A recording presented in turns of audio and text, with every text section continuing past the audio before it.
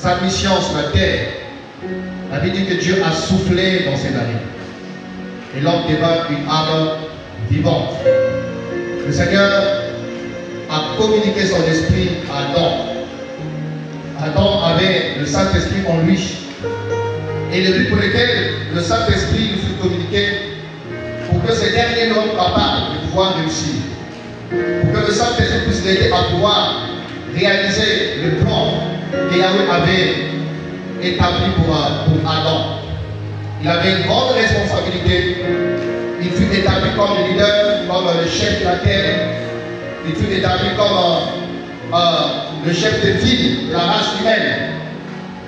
Et il était invité à dominer, à assujettir, à gouverner. Et sans le Saint-Esprit, Adam ne pouvait réaliser la mission pour laquelle le Seigneur l'avait créé. C'est pourquoi ce soir, pour compléter sur ce que le frère a dit, on va courtement encore rappeler la mission du Saint-Esprit dans nos vies. La mission du Saint-Esprit dans l'église que nous sommes. La mission du Saint-Esprit dans ta vie, dans la vie. Et le frère a rappelé plusieurs aspects pendant qu'il parlait. Et le frère nous a aussi rappelé qu'à un moment, le Seigneur, constatant que l'homme était en train de s'éloigner de sa vision, de s'éloigner de son caractère, de s'éloigner de son plan, il a retiré son esprit. Il a dit, mon esprit ne resterait plus dans l'homme, parce que l'homme est mauvais dès sa jeunesse. Et il insiste, avant le déluge, Dieu va retirer son esprit de l'homme. Et depuis lors, le Saint-Esprit n'a plus habité dans les hommes. Le Saint-Esprit n'a plus habité dans l'homme, comme il était autrefois dans Adam, comme il était autrefois dans Ève, comme il était autrefois dans Caïn, dans Abel, et dans le péché des dans Adam. Alors, le Seigneur va retirer son esprit, et pendant plusieurs âges, pendant plusieurs temps, l'homme, bien qu'à plusieurs fois ait été assisté par le Saint-Esprit, mais le Saint-Esprit n'a pu habiter en lui. Le Saint-Esprit ne pouvait faire de l'homme sa résidence, ne pouvait faire de l'homme sa demeure, son temple, à cause, voilà, du péché. Et en lisant l'Ancienne Alliance, on peut constater que l'œuvre de l'Esprit était assez particulière. L'Esprit arrivait, il saisissait une personne, et après avoir accompli une mission précise, déterminée, il se retirait. Jusqu'à ce que notre Seigneur Jésus-Christ soit arrivé. Et avant sa mort, il va commencer à faire une promesse. Le Saint-Esprit, avant qu'il ne soit donné, afin qu'il ne soit répandu sur la terre, fut d'abord une promesse. Le frère nous avons lu dans Jean 14, 16 à 17, où il dit, je vous donnerai un autre consolateur. Je vous donnerai un autre consolateur. Et le temps nous manquerait de lire plusieurs passages qui nous parlent de la promesse. Jésus a promis avant sa mort. Il a promis pendant qu'il exerçait encore son ministère. Et à plusieurs reprises, à plusieurs occasions, il leur a dit qu'au temps marqué, le Père vous enverrait le consolateur. Mais cette promesse était conditionnelle.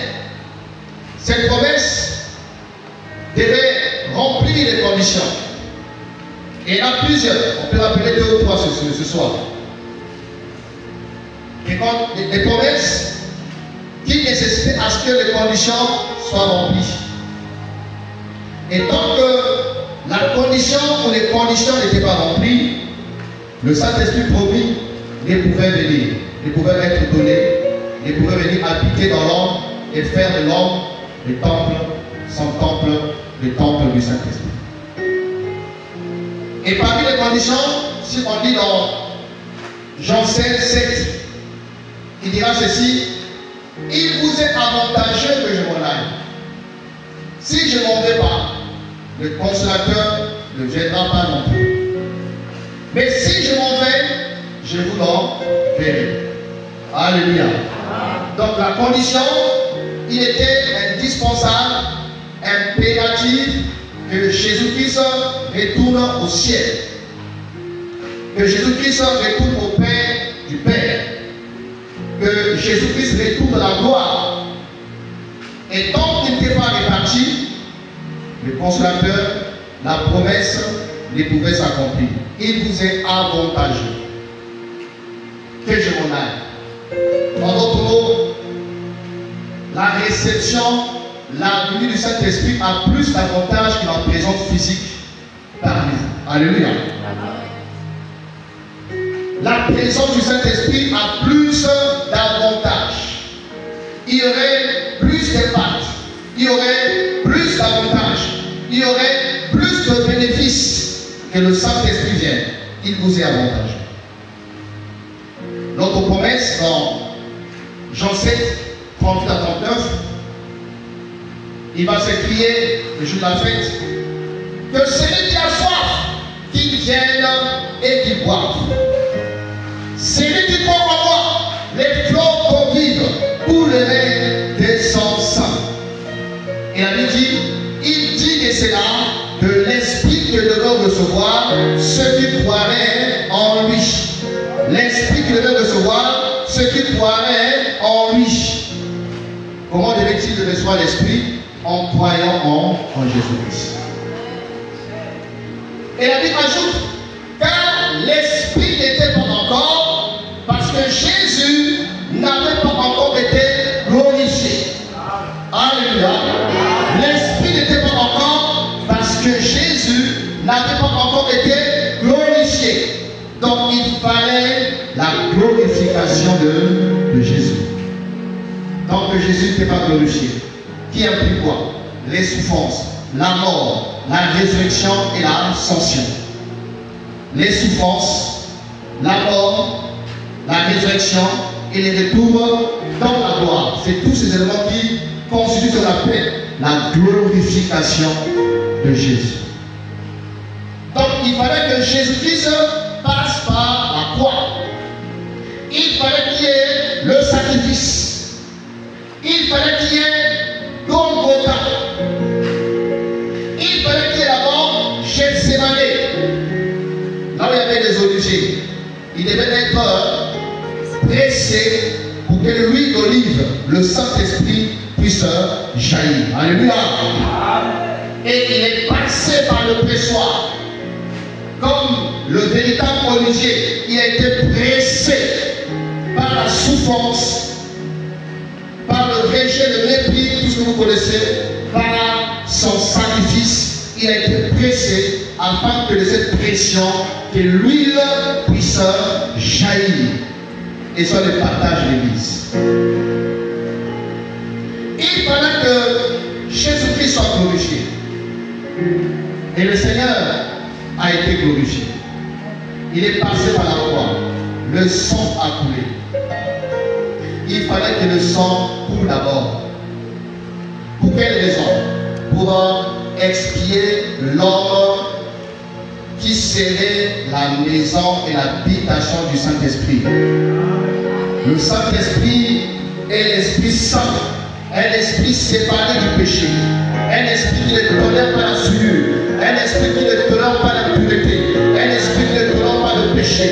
Alors il fallait que le sang coule pour nettoyer la maison de l'homme, pour l'expiation, pour sanctifier, pour purifier. Toute personne qui croit, il est purifié et il reçoit le Saint-Esprit. Alléluia. Alors, quand ces conditions étaient remplies, mes amis, Jésus-Christ a été glorifié. Jésus-Christ est reparti au ciel. Le troisième jour après la mort, il est ressuscité. Après la résurrection, il est resté, d'après les Écritures, 40 jours sur la terre. Et de temps à autre, il apparaissait aux apôtres pour compléter la formation. Et le 40e jour après la résurrection, Jésus-Christ est monté au ciel. Devant les apôtres, il s'est élevé jusqu'à être couvert par les nuées, 40 jours après la résurrection. Promesse, condition, accomplissement. Promesse, condition, accomplissement. Il a promis, les conditions ont été remplies. Et dans Acte 2, nous voyons quoi? L'accomplissement, la réalisation de la promesse. Alléluia. 10 jours après l'ascension, donc 50e jour après la résurrection, 10 jours après l'ascension, 50 jours après la résurrection, il correspondait avec quoi? Une grande fête juive qu'on appelle la Pentecôte. C'est ce jour-là, par coïncidence, par la souveraineté du Seigneur, que tout à coup, les 120 étant dans la chambre haute, ils ont été remplis, baptisés, équipés, qualifiés, remplis du Saint-Esprit de Dieu. Alléluia. La promesse, c'est réalité. La promesse, c'est accompli, frère.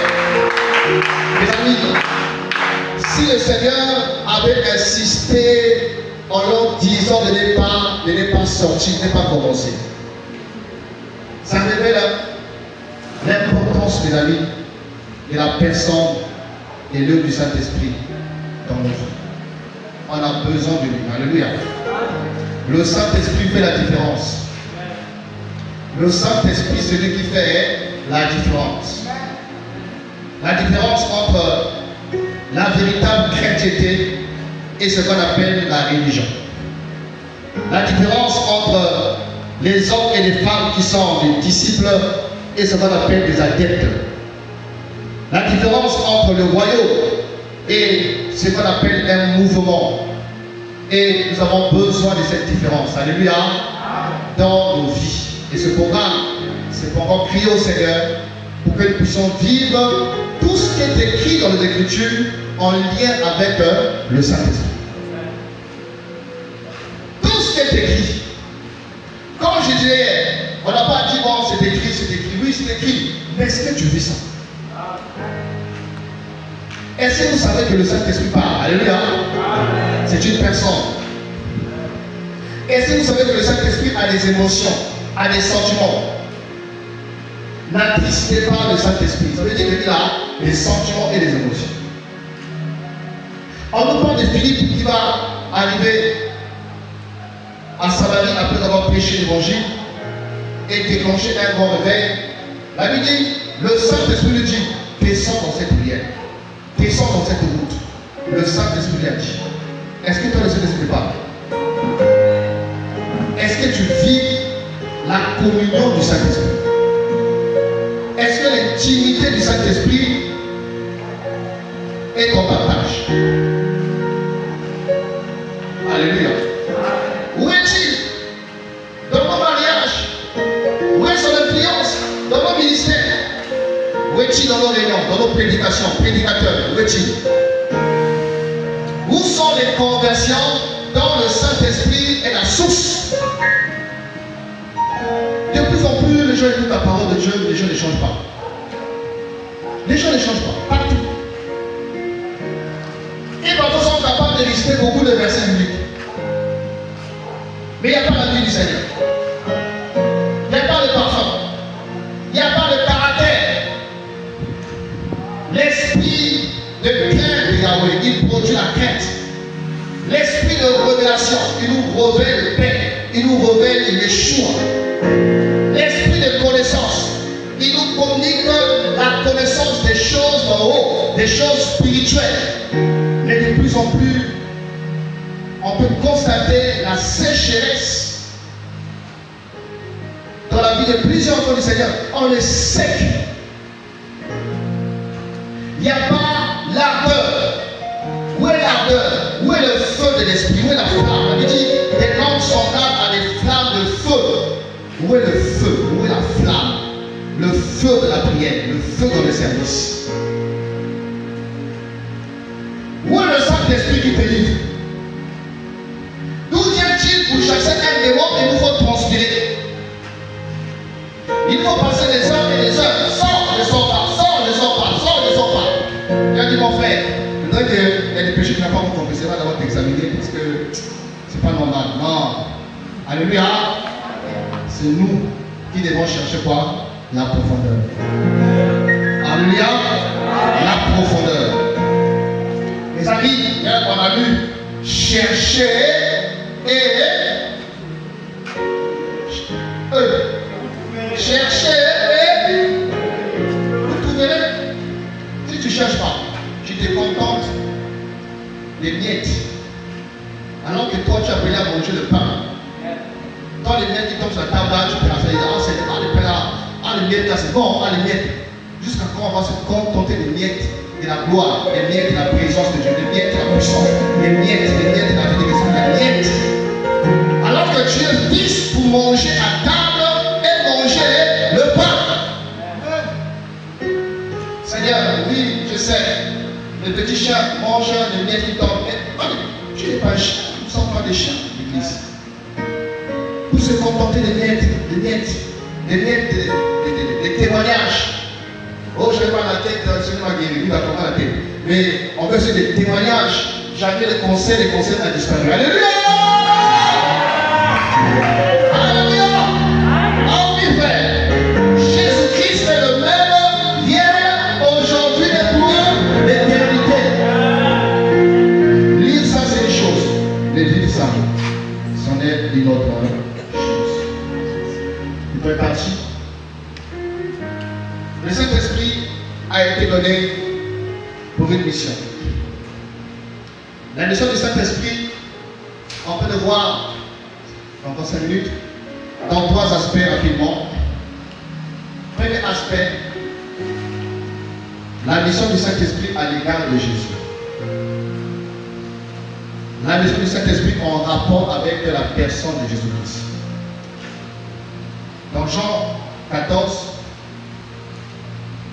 versets 16 à 17, et Jean 16, 13 à 14, il dit, quand viendra le consolateur, il me glorifiera. Il prendra de ce qui est à moi et vous l'annoncerez. Il ne parlera pas de lui-même, mais il parlera de moi. La mission du Saint-Esprit à l'égard de la personne de notre Seigneur Yeshua consiste à révéler la personne de Jésus, à révéler le Fils, à révéler Christ.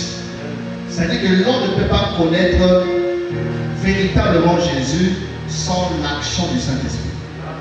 La véritable connaissance dans la personne de Yeshua n'est possible que par l'action du Saint-Esprit. Car il y a connaissance et connaissance. On peut avoir une connaissance intellectuelle de Jésus. On peut avoir une connaissance religieuse de Jésus. On peut avoir une connaissance culturelle de Jésus.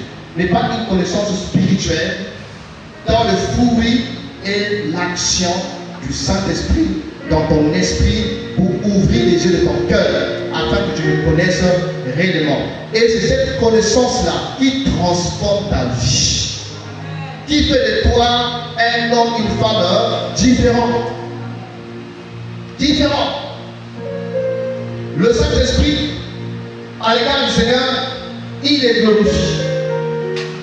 Le Saint-Esprit ne glorifie pas un pasteur. Il ne glorifie pas une église.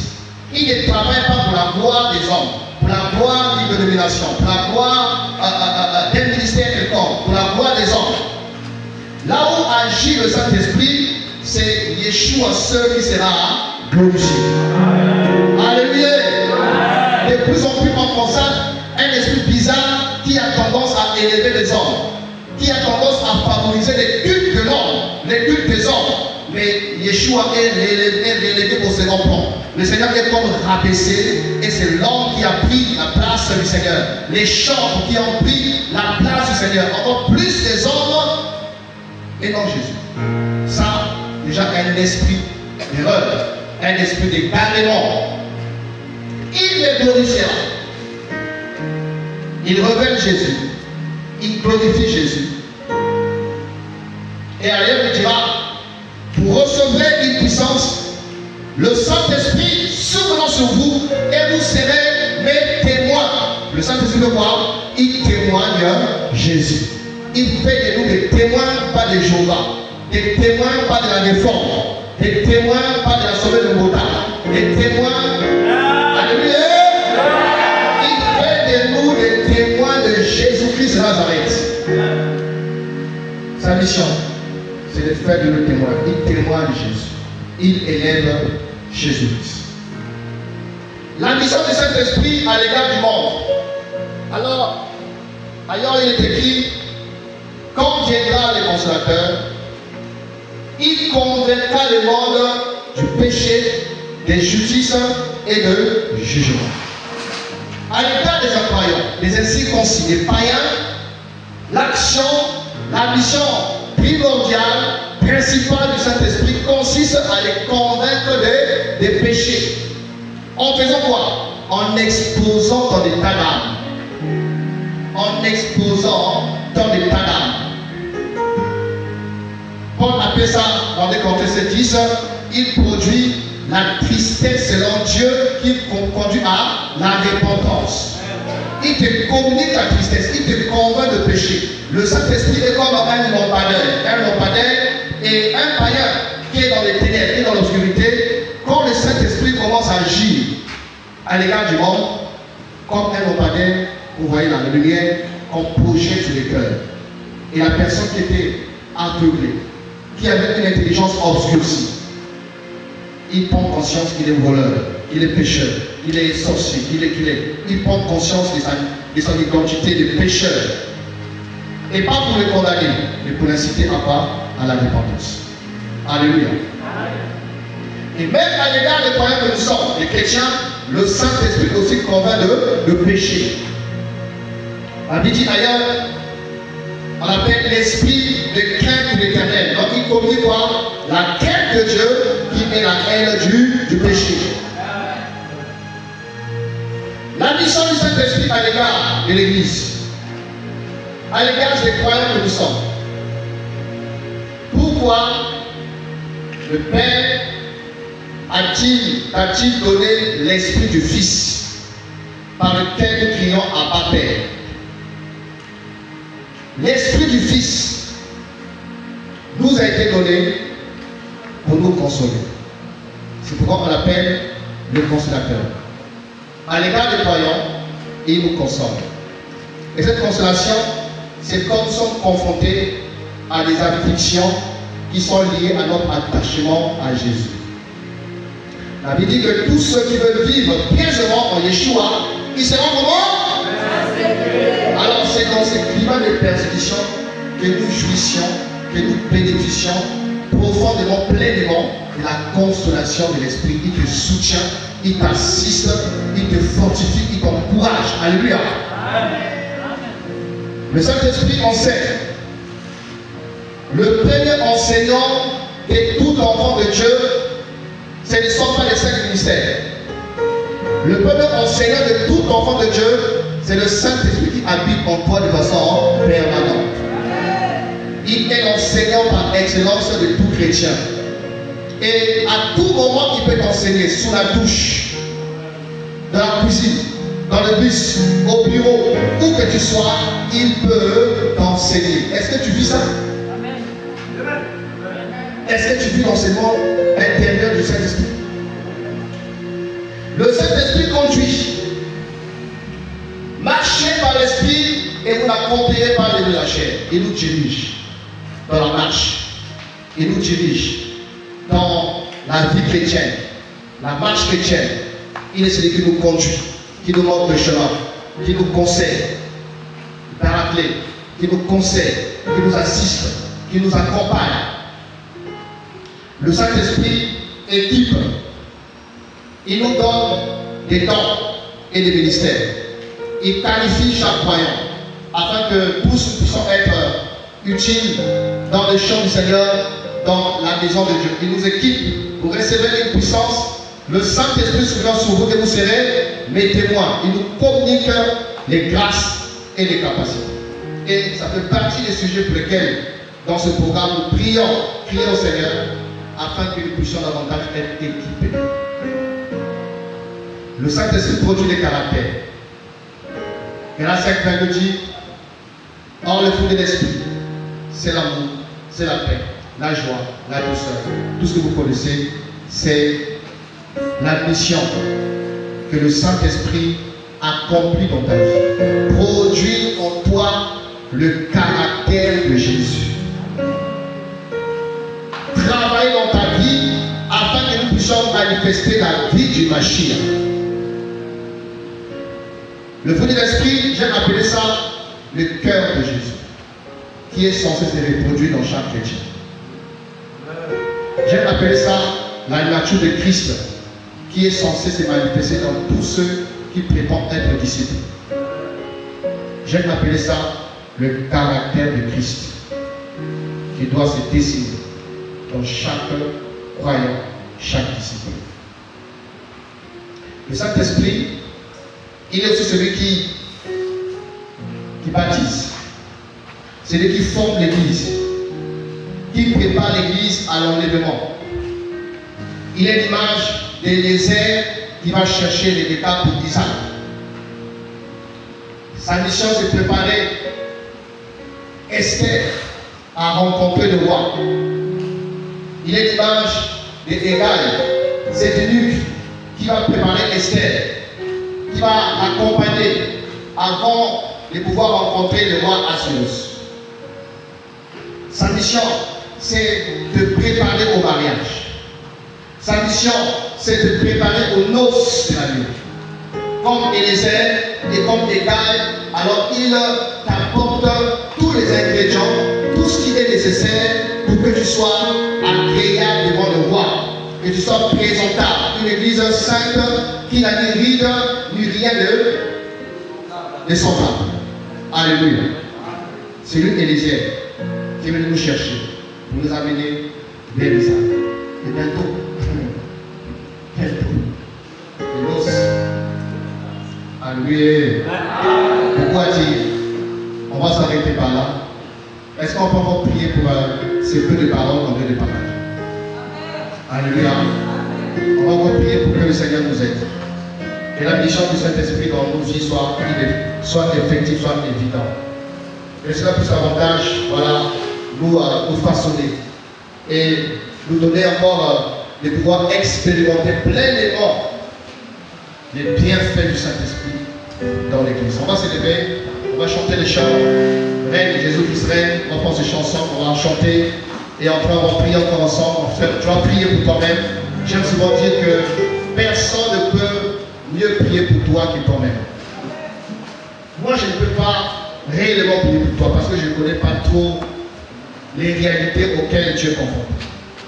Mais toi, tu connais ta vie, tu connais ta marche, tu connais tes défauts, tu connais tes manquements. Alors tu vas crier au Seigneur afin qu'il puisse encore ce soir, pourquoi pas, remplir les vases que tu es. Nous voulons ce soir nous comparer comme voilà, ces vases que cette veuve avait ramassés par-ci par-là.